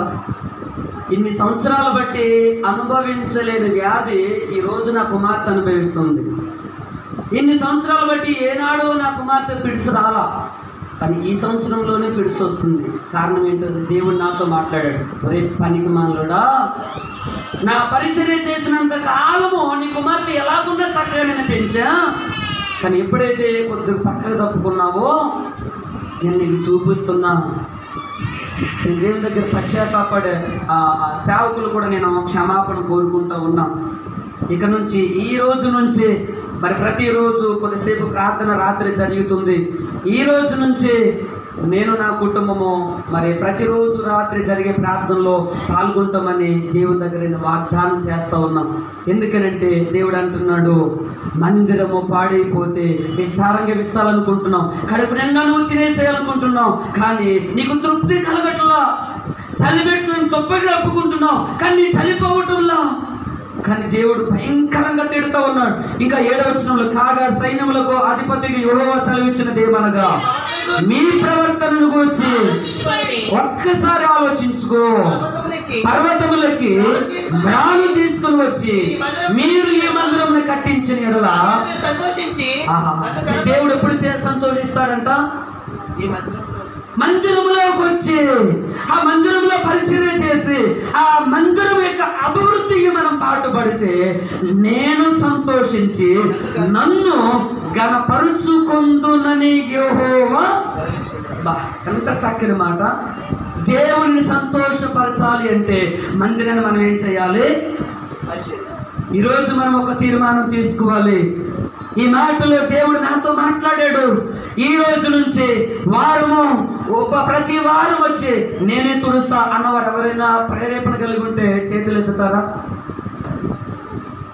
అక్కడ వేరు, ఇక్కడ ప్రతి ఆదివారం శుక్రవారం వచ్చి నేనే తుడుస్తా అన్నవారు ఎవరైనా చేతులు ఎత్తుతారా? నేనుంటా. మన నగీన గారు ఉన్నారు. అంతేనా? న్యాయమా ఇది సమయమా? ప్రతిరోజు ఉదయాన్నే పాస్వాగలు ఊడ్చినప్పుడు కూడా గుర్తు రావట్లేదా దేవుని యొక్క మందిరం? ప్రతిరోజు ఇల్లు రావట్లేదా? దేవుని యొక్క మందిరం. అయ్యో అలాగుంటే ఎలా దీవించబడతాం మనం? లేదు లేదు లేదు లేదు లేదు. పాసువాకలు ఊడ్చేటప్పుడు ఖచ్చితంగా దేవుని మందిరం గుర్తు రావాలి. పాసు ఇల్లు ఊడ్చేటప్పుడు అయ్యో నా దేవుని మందిరాన్ని ఎవరైనా తుడిచారో లేదు, నా దేవుని మందిరాన్ని ఎవరైనా శుభ్రం చేశారో లేదు అని ఆ చీపురి గట్ట ఎక్కడ పడేసి ఇక్కడికి రాగలిగిన సత్తా, దమ్ము, ధైర్యం, విశ్వాసం అంటే ఈ సంవత్సరంలో ఖచ్చితంగా దేవుడు మళ్ళీ ఆశీర్వదిస్తాడు. హల్లెలూయా, హల్లెలూయా.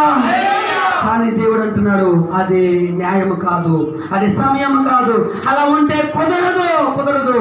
నువ్వు విస్తారంగా విత్తాలనుకున్నావు, లేదు లేదు నీ వల్ల కాదు అది.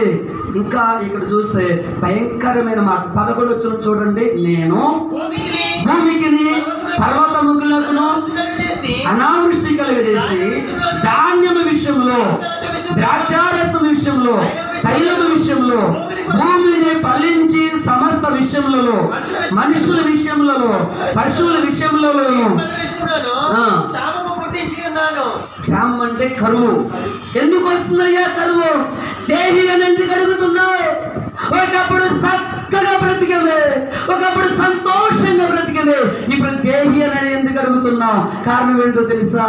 మందిరాన్ని పట్టించుకోకపోవటం ద్వారా, మందిరంలో పరిచర్య చేయకపోవటం ద్వారా, మందిరాన్ని అశ్రద్ధ అలక్ష్యము చేయటం ద్వారా దేహి, అనావృష్టి, క్షామం, కరువు, వ్యాధులు, రోగాలు.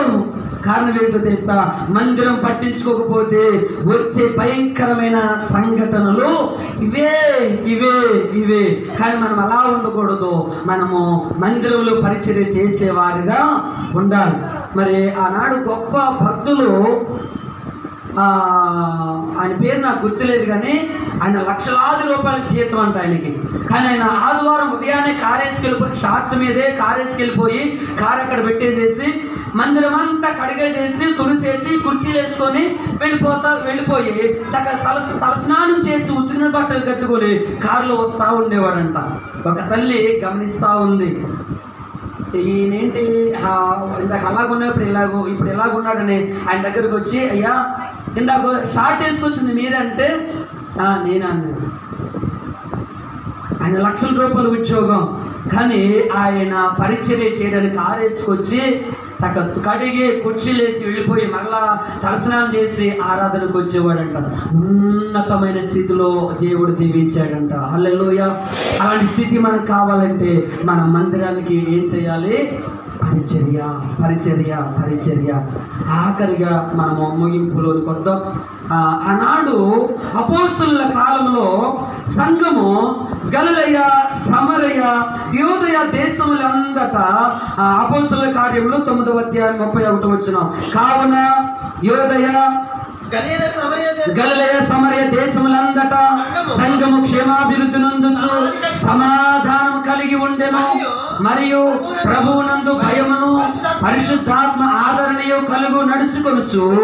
ఆనాడు అపోస్తలుల కాలంలో సంఘం ఎలా ఎస్టాబ్లిష్ అభివృద్ధి చెందింది అంటే ఆ సంఘంలో చేర్చబడిన వారు యూదయ, గలిలయ, సమరయ దేశములందట సంఘం ఏమైందంట అంటే ఉత్తరం, దక్షిణం, తూర్పు, పడమర విస్తరించింది. కారణం ఏంటంటే సంఘములో చేర్చబడిన వారు కామిగా వచ్చి కామిగా వెళ్ళిపోవాలా. వాళ్ళు ఏం చేశారంటే, ఇదిగో పలానా చోట మా మందిరం ఉంది, పలానా చోట మా సంఘం ఉంది, పలానా చోట మా సేవకులు ఉన్నారు, రండి మా సంఘానికి రండి, మా మందిరానికి రండి అని ఆనాడు అపోస్తలుల కాలంలో మరి ఆ సంఘంలో చేర్చబడిన వారు ఇతరులకు పరిచయం చేయటం ద్వారా సంఘము ఉత్తరము, దక్షిణము, తూర్పు, పడమర ఏం చేసిందంట? విస్తరించింది. ఈనాడు మన క్రీస్తు మహిమ మందిరం అలా విస్తరించబడాలంటే బాధ్యత ఎవరిది? కాపరిదంటారా, గొర్రెలంటారా? కనే బాధ్యత కాపరిదా, గొర్రెలదా? కనే బాధ్యత గొర్రెలది. కాపరి బాధ్యత ఏంటంటే ఆ గొర్రెలను కాయటం, మేపటం, తోడులు రాకుండా చూడటం. గొర్రెల పని ఏంటంటే చూడు కట్టడం ఈనటం, చూడు కట్టడం ఈనటం. యాకోబు ఇలాగే చేశాడు. తనకు ఆ మంద పెరిగిపోవాలని ఒక చువ్వు ఒకటి తీసుకొని ఆ మందకి పట్టు చుట్టూ కొడితే ఆ మంద ఏం చేసాయంట, చూడు కట్టేయంట. అంటే యాకోబుకి మంద విస్తరింపబడాలని జంగినార చువ్వ ఏదో, బాదం చువ్వ ఏదో ఉందన్నాడు, ఆ చువ్వ. ఈనాడు మన సంఘం విస్తరించబడాలి అంటే కారణం ఎవరంటే మనమే. వచ్చిన మనం ఇంటికి వెళ్ళిపోయి మన ప్రక్కన ఉన్న వారితో చెప్పాలి, ఇంకో మా మందిరంలో జరిగింది, దేవుడు మమ్మల్ని దీవించాడు, ఇంకో పలానా వారిని ఆశీర్వదించాడని మనం పరిచయం చేయాలి. అలా ఏదో ఒక రోజున ఆశ కలిగిద్ది, ఏదో ఒక రోజున వస్తాడు. ఇప్పుడు మన సంఘము ఉత్తరం, దక్షిణం, తూర్పు, పడమర విస్తరిస్తుంది అంటారా లేదంటారా? విస్తరించడం లేదంటే మనం ఏం చేస్తున్నాం? నాకేం సంబంధం లేదు. వచ్చామా వెళ్ళామా, వచ్చామా విన్నామా వెళ్ళామా, నాకేం సంబంధం లేదు. రమ్మని చెప్పను, లేకపోతే ఇలా జరుగుతుందని చెప్పను, నాకేమీ సంబంధం లేదు. అలాగుంటే సంఘము విస్తరించదు. అపోస్తలుల కాలంలో సంఘము యూదయ, గలిలయ, సమరయ ప్రదేశములంతటా విస్తరించింది. ఈనాడు మన మందిరం, మన సంఘము కూడా అలా విస్తరించాలంటే బాధ్యత మనమే తీసుకోవాలి. మన మీదే ఉంది. మరి కాపరి ఏం చేస్తారంటే మనకు కావలిగా ఉండి తోడేళ్ళు రాకుండా, మనకు నాశనం రాకుండా, మనకు శోధన రాకుండా కాపరి కాస్తా ఉంటాడు. సంఘాభివృద్ధికి కారణం మనమే. మరి ఈరోజు మనం ఒక వాగ్దానం తీసుకుందాం, 2 తీసుకుందాం. ఒకటి, ప్రతి ఆదివారము శుక్రవారము నేను మందిరానికి వచ్చి తొడవాలి, కుర్చీలు వేయాలి, శుభ్రం చేయాలనే తీర్మానం. 2, వచ్చిన నేను వెళ్ళిన తర్వాత ఒక్కరితోనైనా, ఈ వారం వెళ్ళాం, ఒక్కరితోనైనా మన క్రీస్తు మహిమ మందిరాన్ని లేకపోతే దేవుని మందిరాన్ని పరిచయం చేయాలి. ఈ 2 తీర్మానం మనం తీసుకుందామా? నేనైతే తీసుకున్నా. ఇక ప్రతిరోజు ఎవరు వచ్చినా రాకపోయినా నేనే తులుస్తా, నేనే కుర్చీలు వేసుకుంటా, నేనే చేసుకుంటా అని తీర్మానం తీసుకున్నా. కనీసం ఒక్కరికైనా ఇంకో క్రీస్తు మహిమ మందిరం ఉంది రండి అని ఒక్కరికైతే నేను చెప్తా. ఈరోజు మనం తీర్మానం తీసుకుందామా? తీసుకున్నట్లయితే అందరూ ఒకసారి లేచి నిలబడదాం. అందరూ ఒకసారి లేచి నిలబడి చిన్న ప్రార్థన మనం చేసుకుందాం. దేవుని మందిరములోనికి రారండి, వందనీయుడేసుని చేరండి. మందిరములోనికి రారండి, వందనీయుడేసుని చేరండి.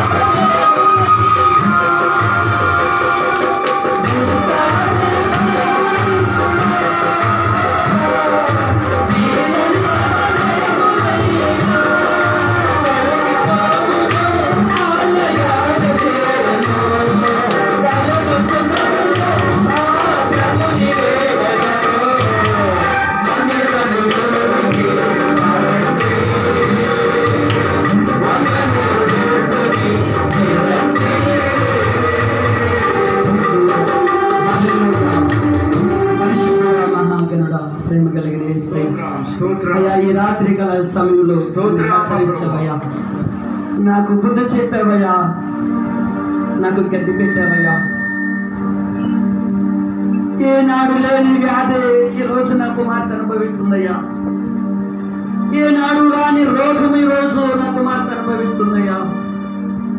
కారణం ఏంటంటే నువ్వు అంటున్నావు, నా మందిరాన్ని విడిచిపెట్టేసి తిరుగుతున్నావా, నా మందిరానికి రాకుండా తిరుగుతున్నావా, నీ గతింతే నాతో మాట్లాడవయ్యా.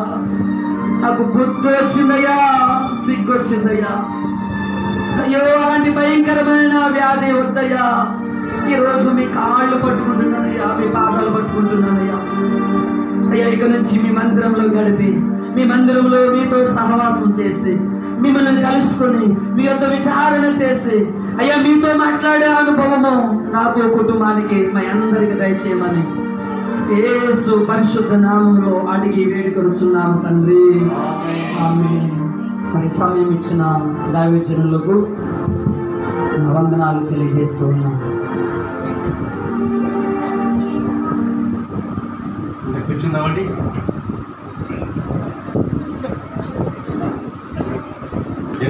హల్లెలూయా, హల్లెలూయా. అందరూ సంతోషంగా ఉన్నారా? ఎక్కడ సంతోషం ఉంటారా? ఒక్క రోజే మళ్ళా ఉంటే మళ్ళా సంవత్సరం, ఓకేనా? ఇంకా నలుగురు దేవజనులు ఉన్నారు. ఎవరండి?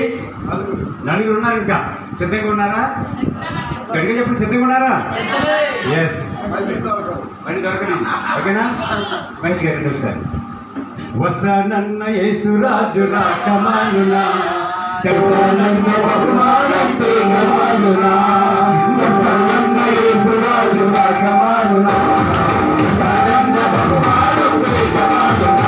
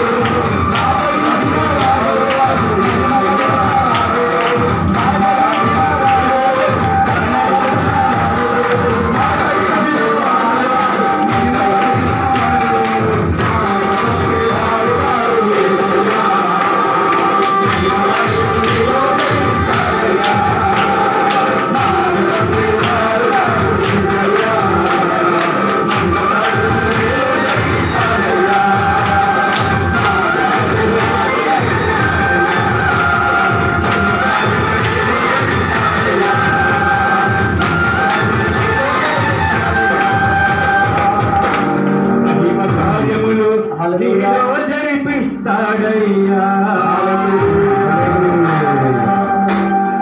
హల్లెలూయా. హల్లెలూయా. హల్లెలూయా. హల్లెలూయా. సంతోషమే సమాధానమే, సంతోషమే సమాధానమే, సంతోషమే సమాధానమే, జపనాశయమైన సంతోషం, జపనాశయమైన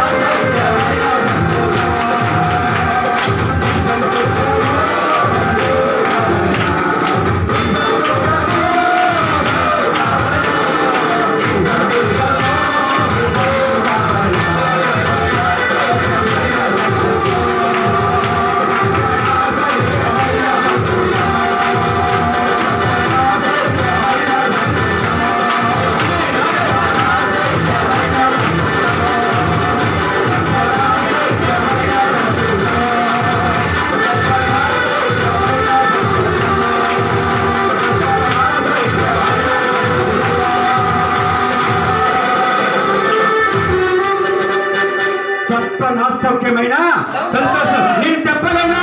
ఈ సంతోషాన్ని నేను చెప్పలేను. కాబట్టి సంతోషం ఉన్నారా? Very good. ఎలాగే ఉంటే మహేష్ గారు ఇక తర్వాత నేను ఇంకా నలుగురు ఉన్నాం. ఓకే, మీరు అన్నారు నలుగురు ఉన్నారు. లేదండి, మహేష్ గారే కొద్ది విషయాలు చెప్తారు. తర్వాత చాలా చాలా టాపిక్ ఉన్నాయి. తర్వాత కానుకలు సమర్పణ, సాక్ష్యాలు త్వరగా ముగి చేసుకుందాం. ఇంచుమించుగా ఒక 2 నిమిషాలు ముగి చేసుకుందాం. తర్వాత వెడ్డింగ్ యానివర్సరీ ఉంది, బర్త్డే ఉంది. ఇంకా ఆఖరిగా మీ కోసం, బిడ్డల కోసం చిన్న చిన్న బహుమానాలు ముగి చేసుకుందాం. కాబట్టి ఈ సమయంలో మరి మహేష్ గారికి ఈ వ్యవస్థాపకులు, మహిమ మందిర వ్యవస్థాపకులు కొద్ది మాటలు మాట్లాడారు. అందరికి చెప్పకూడదు. మహేష్ గారు అందరికీ వందనాలు. అవకాశం ఇచ్చిన అధ్యక్షుల వారికి ప్రత్యేకమైన వందనాలు. నా తోటి సేవకులకు ప్రత్యేకమైన వందనాలు. ఈ మందిరము సకల జనులకు ప్రార్థనా మందిరము. ఎవరంటున్నారు ఈ మాట?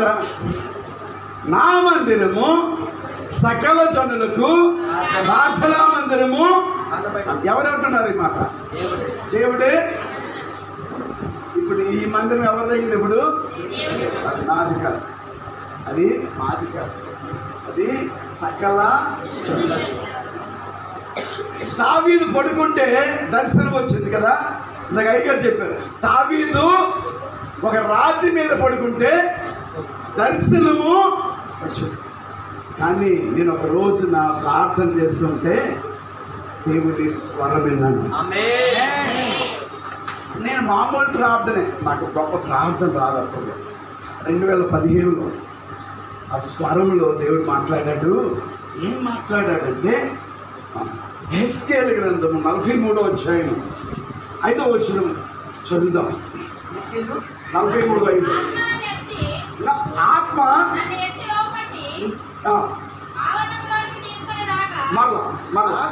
ఆత్మ నన్ను ఎత్తి లోపటి ఆవరణంలోనికి తీసుకొని రాగా యెహోవా తేజో మహిమతో ఆ మందిరము నిండి ఉండెను.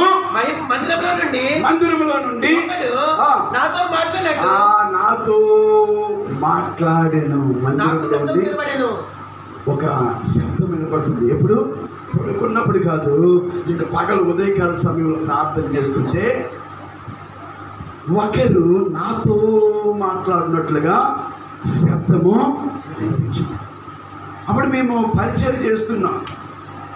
ఎల్లకాలే చిన్న చిన్న ప్రార్థనలు పెట్టుకున్నాం. రాజు గారు, ప్రేమ్ కుమార్ గారు, ప్రకాష్ గారు, నేను, చంటి. అప్పుడు రోజున ఉదయకాల సమయంలో నేను ప్రార్థన చేసుకుంటున్నా. అలవాటు కొద్దిగా, భక్తితో కాదు, విశ్వాసంతో కాదు, కానీ అలవాటు చొప్పున ప్రార్థన చేసుకుంటుంటే ఒకరు నాతో మాట్లాడున్నట్లుగా అనిపించింది. ఏంటన్నమాట? క్రీస్తు మహిమ మందిరం. ఆ మందిరమే ఈ మందిరం. ఆ మాటే ఈ మందిరానికి. ఒకరు నాతో మాట్లాడిన మాట, యెహోవా తేజో మహిమతో నింపబడిన మందిరము అని. ఆ మహిమ మందిరమును దేవుడు నాకు చూసించాడు. నేను అది చెప్పాను అందరికీ. అందరూ నా మాట నమ్మలేదు కానీ దేవుడి మాట ఇది అని వారు ఎరిగి అలాగే నన్ను ప్రోత్సహించారు. ప్రోత్సహించిన తర్వాత అనిల్ గారు, కిషోర్ గారు, ఇంకా ఫెడరిక్ గారు, ఇంకా చాలామంది సహవాసంతో మేము ముందుకు నడిచాం. కానీ ఇప్పుడు తగ్గిపోయాం, ఎందుకంటే వాస్తవంగా మేము కలిసి ఇప్పుడు చేయలేకపోతున్నాం, తగ్గిపోయాం. మరలా రాత్రి అయ్యగారు చెప్పిన తర్వాత నాలో మరలా ఉద్యోగం పుట్టింది. మరలా నేను ముందుకు ఇంకొక అడుగు వేయాలి, నేను వెనకబడిపోయిన అనిపించింది. ఈ ప్రోత్సాహము మీ ప్రార్థన ఉంటే మరలా దేవుని పని మొదలు పెట్టాలని ఇప్పుడు ఆపలేదు, కానీ ఇంకా ఎక్కువగా చేయాలని ఆశపడుతున్నా. ఇది నరుడు ఏర్పాటు చేసినది కాదు, యెహోవా ఏర్పాటు చేసిన మందిరం. అందుకే అంటున్నాడు, ఇది సకల చెడులకు ప్రార్థన. ఈ ప్రార్థన మందిరంలో చేయబడు ప్రార్థన ఆయన ఆలకిస్తాడు. మందిరంలో చేయు ప్రార్థన చేయు వారిపై ఆయన కటు దృష్టి కాబట్టి జ్ఞాపకం చేసుకోనండి. సకల చెడులు ఈ మందిరంలోకి వచ్చి ప్రార్థన చేసుకోవాల్సిందిగా కోరి ప్రార్థన చేస్తున్నా. ఇది మహేష్ది కాదు, ఇది ప్రకాష్ది కాదు, అనిల్ గారిది కాదు, కిషోర్ కాదు, ప్రసాద్ గారిది, ఇది అందరిది. ఇది అందరిది, మీరందరిది. కాబట్టి మీరే దీన్ని అభివృద్ధి చేసి సంఘాన్ని ఆత్మతో మీ ద్వారా మీరే నింపుకొద్దురుగాక. అతి కృప దేవుడు మనందరికీ అనుగ్రహించును గాక. మంచిదండి. ఆయన ఎప్పుడు కూడా నేను చెప్పడం కాదు కానీ అందరిది ఏంటండి, అందరూ అప్పుడు కూడా ఇప్పుడు కూడా అందరిది. కాబట్టి అందరూ ఇంకా ముందుకు వెళ్తాం ప్రయత్నం చేద్దాం. సమయం అయిపోతుంది కాబట్టి ముగించేస్తాం. కొద్దిగా 20 నిమిషాలు మొత్తం అయిపోతుంది. మరి మనకు 2 వాక్యాలు, మరి నా గ్రీటింగ్స్, మరి ప్రకాష్ గారు ఇన్స్టిట్యూట్ మీరు వర్తమానం అందించారు కాబట్టి మందిరం గురించి ఇద్దరు కూడా గట్టిగా చెప్పబడ్డాం. గట్టిగా అందరూ చెప్పబడ్డాం. మంచి వర్తమానం. ఇప్పుడు సాక్ష్యాలు చెప్పారంటే కొద్దిగా చెప్పండి, ఎక్కువగా వద్దు. తర్వాత వెంటనే చూస్తున్న సాక్ష్యాలు ఉంటే ఈ మందిరంలో జరిగినటువంటి ఏదైనా స్వస్థత ఉంటే కనుక అందరూ సమయం ఇస్తాం కాబట్టి ఎక్కువగా కాదు. అందరికీ వందనాలు. ఈ సంవత్సరము గత సంవత్సరం ఇదే రోజున దేవుడు వాగ్దానం చేశారు. ఏంటంటే ఇది విడుదల సంవత్సరం. వాక్యంలో దేవుని పరిశుద్ధ గ్రంథంలో నుండి మాట తీసి ఇది విడుదల సంవత్సరం. 7 సంవత్సరాలు అయిపోయింది, 8వ సంవత్సరము విడుదల విమోచన, అదే స్వతంత్రం.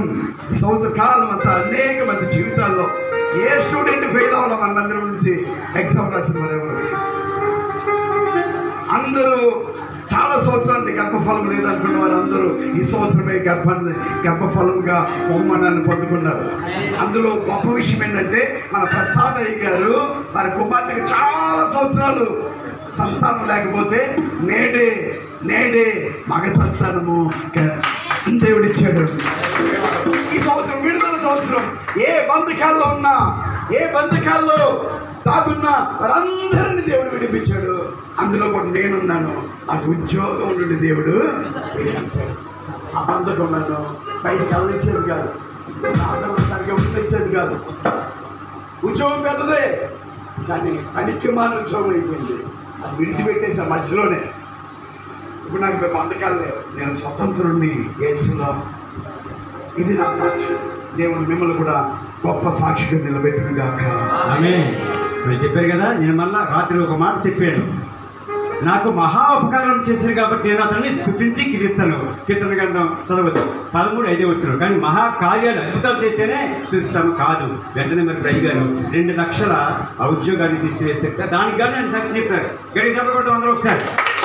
ఎవరన్నా ఉంటారు, ఎవరన్నా లేదు. కాబట్టి మీరు ఈ మందిరంలో జరిగిన వారు వచ్చినట్టయితే కొంచెం చిన్నగా చెప్పండి, సమయం అయిపోతుంది. చిన్నగా ఎవరైనా సరే ఈ మందిరంలో ఏమైతే మీరు ఆ యొక్క పొందుకున్నారో, మహిమ మందిరంలో పొందుకున్న సాక్ష్యాల ద్వారా మీరు చెప్పండి. కొద్ది నిమిషాలు చెప్పండి. అందరూ రండి. ఎవరైనా సరే పర్వాలేదు, కొద్ది సమయాన్ని ఈసారి సాక్ష్యం ఇస్తున్నాం కాబట్టి కొద్దిగా చెప్పండి. అందరూ మొత్తంగా చెప్పండి. ముందుగా దేవాది దేవునికి నా వందనాలు. తర్వాత ఇక్కడ కూడి ఉన్న మీ అందరికీ యాజకులైనటువంటి మన దైవ సేవకులకి అందరికీ కూడా నా వందనాలు ఉంది. నా సాక్ష్యం ఏంటంటే ఈ మందిరంలో ఎన్నో అద్భుతాలు మేము చూసి ఉన్నాం. గత సంవత్సరం నుంచి ఈ సంవత్సరం వరకు అయితే ఎన్నో మేళ్ళు చూశాను. అవి చెప్పటానికి కూడా అంత ఇది ఉంటుంది. అంటే నా ప్రతి సమస్యలో కూడా దేవుడు మాకు తోడుగా ఉన్నాడు. లాస్ట్ ఇయర్ మా అబ్బాయికి మ్యారేజ్ అయింది. మ్యారేజ్ విషయంలో కూడా ఇక్కడ చాలామందికి తెలిసే ఉంటుంది. మేము చాలా ఇబ్బంది పడ్డామండి. ఒక్క పైసా చేతిలో లేదు, ఒక్క పైసా కూడా చేతిలో లేదండి. కానీ దేవుడు అద్భుత రీతిగా నేను నా భర్త ఇద్దరు ఇక్కడే కూర్చొని, ప్రభా ఎటు నుంచి దారి చూపిస్తావో, ఎటు నుంచి సహాయం పంపిస్తావో. మేము ఒక్కరిని అడగలేదండి డబ్బులు అప్పు. నేనైతే టెన్షన్ పడ్డాను, కానీ అయ్యగారు అయితే టెన్షన్ పడ్డా. దేవుడే చూసుకుంటాడని. కానీ అద్భుత రీతిగా నా కుమారుని వివాహం 16 లక్షలతో, 1 లక్ష కాదు, నేను ఎవరిని అడగలేదండి చేసేసి. కానీ వాళ్ళే పెళ్లి చేద్దాం అనుకుంటాం కాకపోతే డబ్బులు ఏమి కావాలా అని వచ్చి అడిగి మరి ఇచ్చి, అంటే దేవుడు అంత అద్భుతంగా చేశాడు దేవుడు. మరి ఇంకా ఎన్నో కార్యాలు మేము ఇక్కడ చూసామండి. గర్భఫలాలు లేనటువంటి వారి కొరకు ప్రార్థించమని అడిగినప్పుడు ఉమా గారు మన చర్చికి ఎప్పుడు వచ్చేవాళ్ళు. కానీ ఆవిడ వాళ్ళ కోడలు, పెద్ద కోడలు 14 సంవత్సరాల నుంచి సంతానం లేదు ఆమెకి. కానీ దేవుడు అద్భుత రీతి సంవత్సరం కుమార్తెను దేవుడు అనుగ్రహించాడు. మరి ప్రసాదయ్య గారి విషయంలో, మరి ఆవిడ కుమార్తె విషయంలో, ఇలా ఎంతోమంది చాలామంది విషయాల్లో గర్భఫలాలు లేనటువంటి వారి కొరకు మేము ప్రార్థించినప్పుడు అందరికి కూడా గర్భఫలాలు దయచేసారు. ఇంకా చెప్పాలని నాకు అనారోగ్యంగా ఉన్నప్పుడు కూడా దేవుడు అన్ని విషయాల్లో కూడా నన్ను బలపరిచాడు. నాకు ఇప్పుడైతే కాలు నడవలేను. దేవుడైతే డాక్టర్లు అయితే అన్నారు కంప్లీట్గా 2 నెలల దాకా అక్కడ ఉంటుందే కదా అన్నారు. ఉంటే ఉండదు లేకపోతే లేదు. మా ఇంటికి చాలా దూరం. అక్కడి నుంచి ఇక్కడికి కూడా నేను నడుచుకుంటానే వస్తాను, నడుచుకుంటానే అంటాను. దేవుడే చూసుకుంటాడు అనుకున్నాను. దేవుడు ఇప్పటి వరకు కూడా అలాగే నడిపిస్తున్నాడు. ఈ కాళ్ళని ఇప్పుడు తీసివేస్తాడని నేను అనుకుంటున్నాను. ఎందుకంటే ఇలా హైగా అన్నాడు దేవుడి పని కార్యాలు, దేవుడి పని మనం చేస్తే దేవుడు మన ఎడల తన ప్రభుత్వం చూస్తాడు. అటువంటి దగ్గర మీ అందరూ కూడా కొంచెం ఇంకా ఎన్నో ఉన్నాయి కార్యాలు. కాకపోతే సమయము ఎన్నో చాలా సమయం అయిపోయింది. కాబట్టి ఇతను ఇచ్చిన సాక్షి దేవుడు దీవించిన దాకా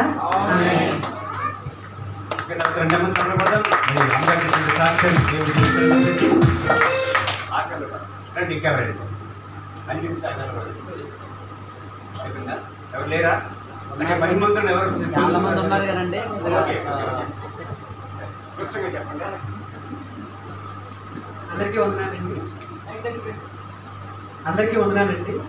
నా సాక్ష్యం ఏంటంటే నేను అసలు ఈ మందిరం ఎక్కడ ఉందో కూడా నాకు తెలియదు. నేను ఈ ఏరియాలో అంతకుముందు కోస్టల్ డిపార్ట్మెంట్లో పనిచేసేవాడు, కానీ ఎప్పుడు ఇట్లా వెళ్తూ ఉండేవాడు, కానీ ఎప్పుడు చూసేవాడు కాదు. నాకు అసలు తెలియదు కూడా ఇక్కడ చర్చి జరుగుతుందో, ప్రార్థన జరుగుతుందో తెలియదు.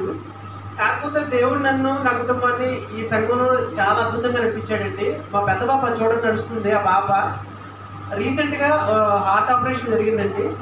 హార్ట్ ఆపరేషన్ కూడా జరగడం కూడా ఎంత అద్భుతంగా జరిగిందంటేనండి, అసలు నా జీవితంలో, నా జన్మలో కూడా అది మర్చిపోలేని సంఘటన అండి.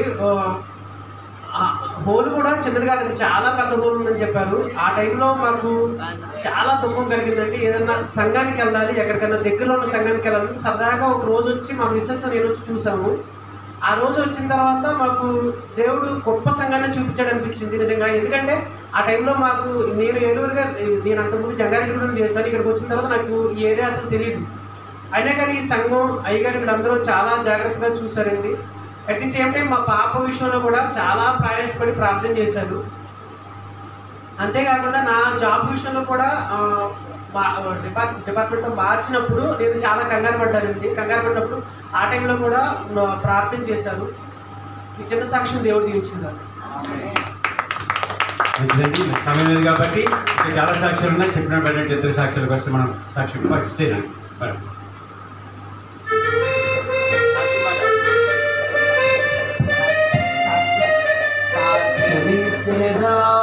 మన స్వామి యేసు దేవుడను సాక్షమించెదా, సాక్ష్యమనగా కనిన వినిన సంగతులను తెలుపుటయు, సాక్ష్యమనగా కనిన వినిన సంగతులను తెలుపుటయు, సాక్ష్యమించెదను స్వామి రాజించెదను, సాక్ష్యమించెదా, మన స్వామి యేసు దేవుడను సాక్ష్యమించెదా. మంచిదండి, సమయం కాబట్టి సాక్షులు చూస్తుంది. మరి ఇప్పుడు ఈ యొక్క మీ అందరికి కూడా కానుకలు సమర్పించవలసిన కోరుతున్నాను. కానుకల పాట అందరూ తెలిసిన పాట. నీ ధనము నీ ధనము ప్రభు యేసువే, నీ దశమ భాగము నీవెరుగేతువా, ఎరుగేతువా. నీ ధనము నీ ధనము ప్రభు యేసువే, నీ దశమ భాగము నీవెరుగేతువా, ఎరుగేతువా.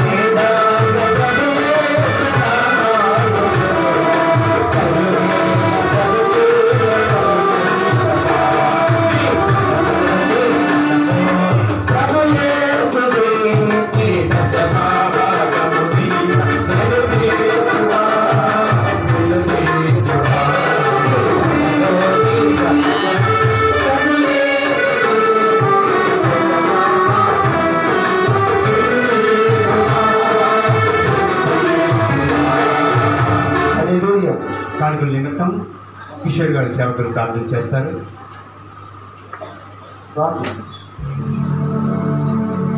మహాపరిశుద్ధులైన పరలోకమైన మా గొప్ప తండ్రి, ఘనమైన శ్రేష్ఠమైన అమూల్యమైన నామములకు ఆలోచిస్తున్నాను. నీ దైవజీవుని నిలుపుకొని శ్రేష్ఠమైన జీవన సంగతులను నన్ను గణపరచు వారిని నేను గణపరుస్తానని ప్రార్థన మందిరము యాకోబుకు దేవుడు దర్శించిన రీతిగా, అలాగే దేవజనుడి ద్వారా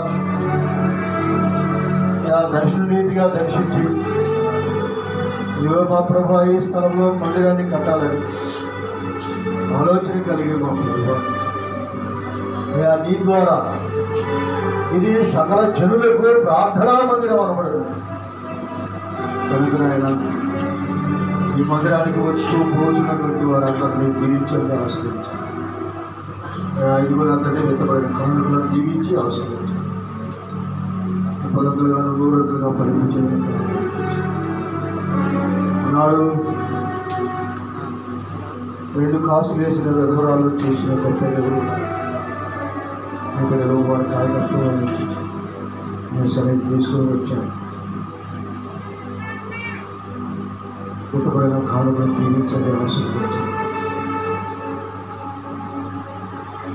నాకు ఇచ్చినది శోధించండి. నాకు ఆశీర్వాదానికి పట్టజాలంత విస్తారమైన దీవిన ఆశీర్వాదాలు కుమరిస్తాను.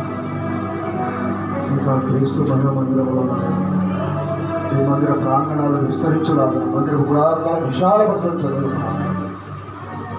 ఇక్కడ నుంచి ఈ సేవా పరిచర్య బయలుదేరలాగా ప్రయత్నించాను.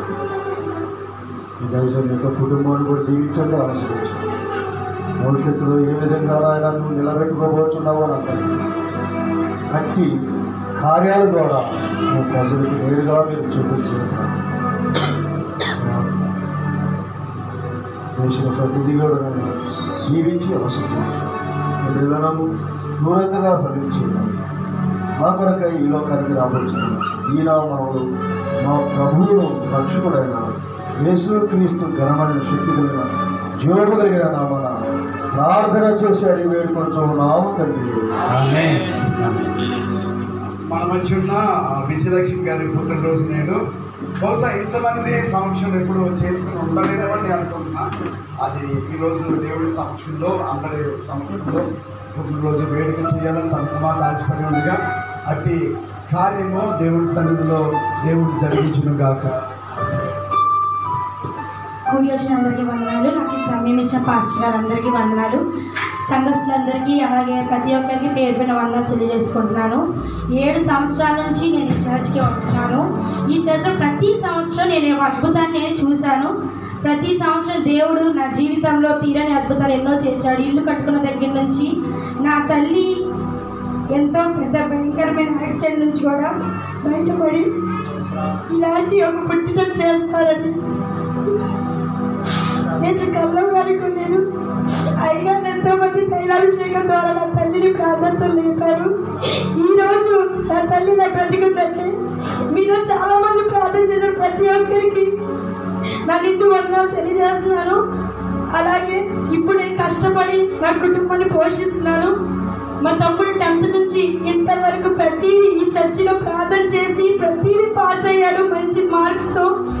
అది ముఖ్యంగా మహేష్ గారికి నా నిండు వందనాలు తెలియజేస్తున్నాను. ప్రతి విషయంలో నాకు అయ్యగారు అమ్మగారు సంఘస్థులు ఎంతో తోడున్నారు.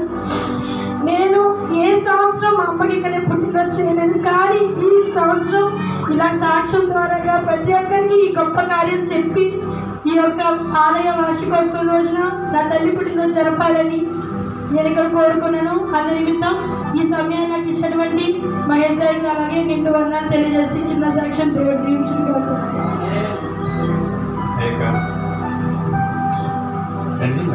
కోసం ప్రత్యేకంగా ప్రార్థన చేసుకుందాం. ప్రకాష్ గారు మన చిన్న ప్రకాష్ గారు చిన్న ప్రార్థన చేస్తారు. పరిశుద్ధుడా మహాగణుడా ప్రేమ కలిగిన యేసయ్య, అయ్యా ఈరోజు ఈ యొక్క వార్షికోత్సవ ఆరాధనలో అద్భుతంగా ఆశ్చర్యకరంగా అయ్యా ఇదిగో తల్లి గారిని విజయలక్ష్మి గారిని ప్రేమించి 49 సంవత్సరాలు చక్కని ఆయుష్నిచ్చి అయ్యా ఇదిగో 40వ సంవత్సరంలోనికి అడుగుపెట్టడానికి ఇచ్చిన భాగ్యాన్ని బట్టి వందనాలు. అయ్యా సంవత్సరాది మొదలుకొని సంవత్సరాంతం వరకు మీ కృపాక్షేమములు తల్లికి తోడుగా ఉంచమని యేసు నామములో అడిగి వేడుకొంటున్నాం తండ్రి. ఆమేన్.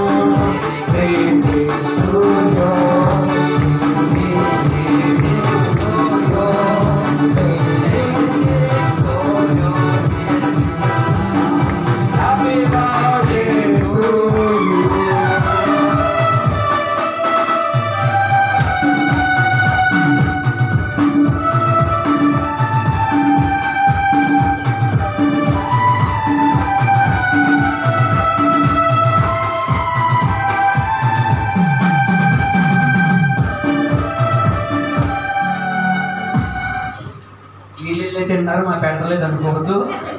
లాస్ట్లో కొద్దిగా ఉంటుంది, కంగారు పడవద్దు. మంచిదండి. ఈ సరిచేస్తే ఆఖరి నుంచి వచ్చాం. ఈరోజు వివాహ వార్షికోత్సవం జరుగుతున్న మన భూలక్ష్మి గారు కూడా వస్తే చిన్న ప్రార్థన చేస్తాం. అమ్మా ఎక్కడ భూలక్ష్మి రావ తప్పదమ్మా. అది చేసుకున్నప్పుడు లేని సిగ్గు రండమ్మా రండి, సమయం అవుతుంది, త్వరగా హ్యాపీ వెడ్డింగ్ యానివర్సరీ. చెప్పండి.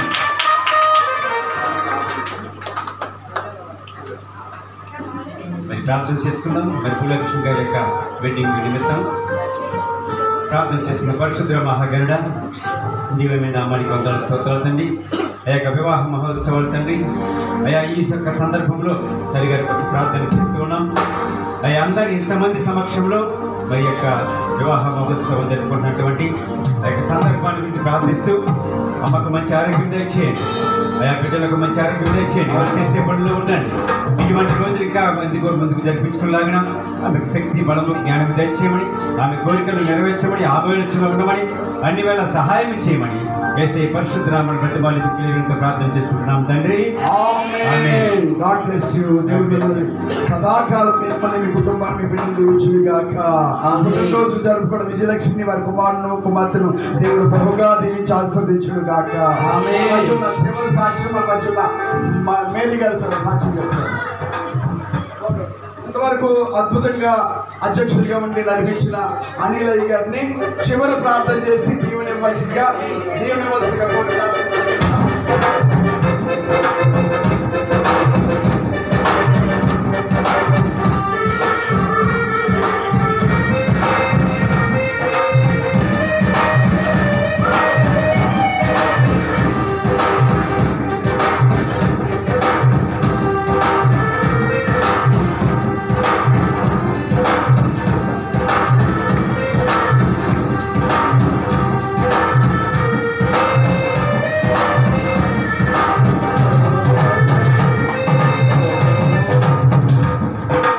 మ్యూజిక్ కూడా చాలా స్పీడ్గా ఉన్నారు, కానీ మా కోళ్ళే కొద్దిగా తెల్లైపోయినాయి. మంచిది. మరి దేవుడు 8 సంవత్సరాలు తన మహాకృప చేత కాచి కాపాడి 9వ సంవత్సరంలోనికి అడుగు పెట్టించిన యేసయ్యకి మహిమ కలుగును గాక. ఆమేన్.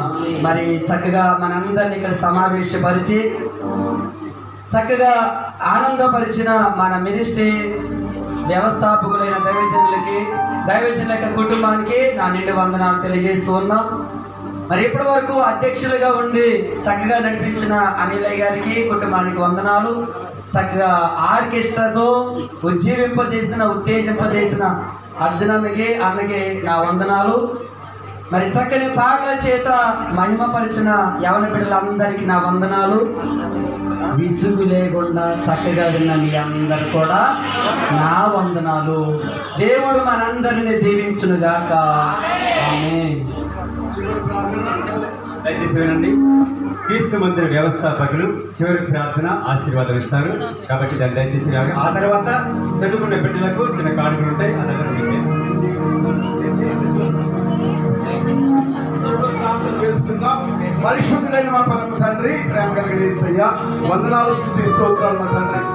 9వ మందిర ప్రతిష్ట వార్షికోత్సవ దినోత్సవాన్ని ఘనంగా జరిగించిన గొప్ప దేవుడా మీకు వందనాలు మా తండ్రి. దైవ సేవకులను ఏర్పాటు చేసి అయ్యా వారి ద్వారా గొప్ప వర్తమానాన్ని తెలియజేసిన గొప్ప దేవ వందనాలు. కొన్ని అద్భుతమైన సాక్ష్యాలను అయ్యా తెలియజేయడానికి అనేక మందిని సిద్ధపరుచుకున్నప్పటికీ కూడా మా తండ్రి సమయాభావం వల్ల కొంతమంది సాక్ష్యం చెప్పారు. అందుని బట్టి కూడా మీకు వందనాలు తెలుస్తున్నాం. అప్పుడు వచ్చిన బిడ్డలందరినీ దీవించి ఆశీర్వదించండి.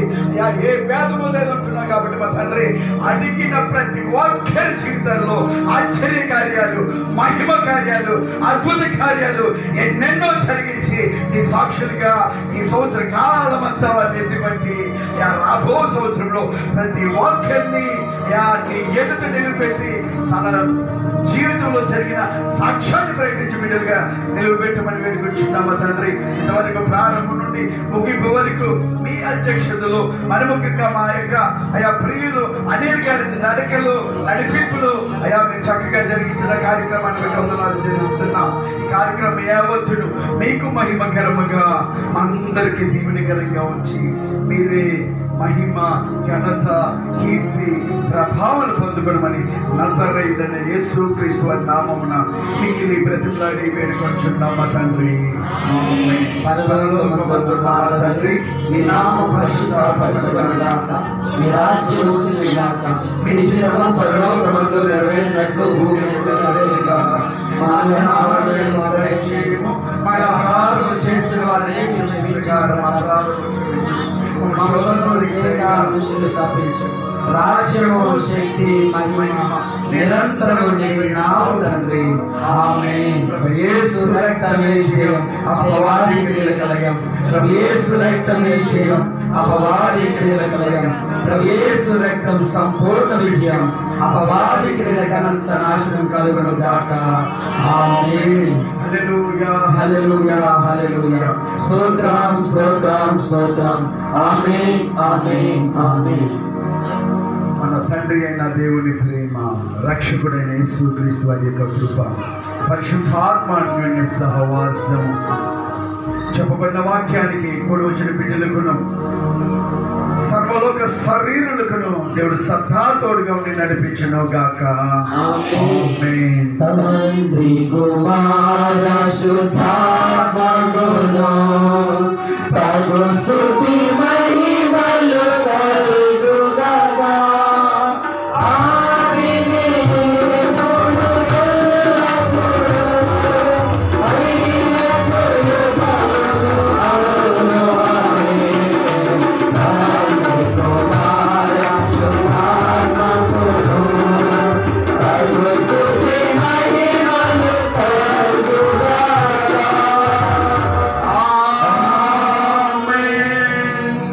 ప్రభు యేసు నామమున అందరికీ వందనాలు. దేవుడు మిమ్మల్ని సదాకాలము శాశ్వత కాలము తన బిడ్డలుగా నడిపించి దీవించును గాక.